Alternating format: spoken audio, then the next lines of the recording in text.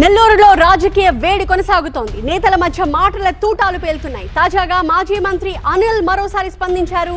దీనికి సంబంధించిన డీటెయిల్స్ చూస్తున్నాము. నల్లపురెడ్డి ఇంటిపై దాడిని అనిల్ కుమార్ ఖండించారు. నల్లపురెడ్డి ఇంటిపై దాడితో నెల్లూరు ఒక్కసారిగా ఉలిక్కిపడింది.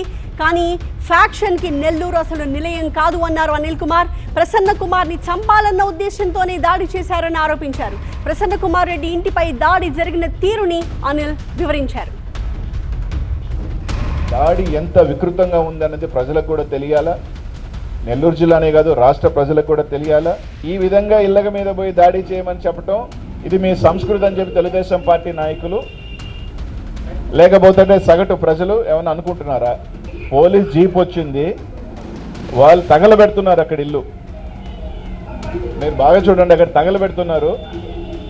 పోలీసు పోయి చెదరగొడుతుంటే వాళ్ళు పోలీసులనే కొట్టే పనిలో ఉన్నారు. వాళ్ళు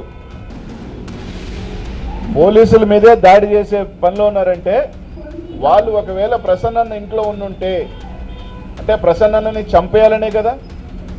నల్లపురెడ్డి శ్రీనివాసులు రెడ్డి గారి ఇల్లు, నల్లపురెడ్డి శ్రీనివాసులు రెడ్డి గారి సతీమణి ఆ ఇంట్లో ఉంది. ఆ టైంకి 80 సంవత్సరాల పైచీలుగుబడిన పెద్దామి ఈ విధంగా ధ్వంసం చేసి దీన్ని తెలుగుదేశం పార్టీ నాయకులు, కూటమి నాయకులు, ఆ పవన్ కళ్యాణ్ గారు ట్వీట్ పెట్టాడు. అంటే దీన్ని ఆయన సమర్థిస్తున్నాడా?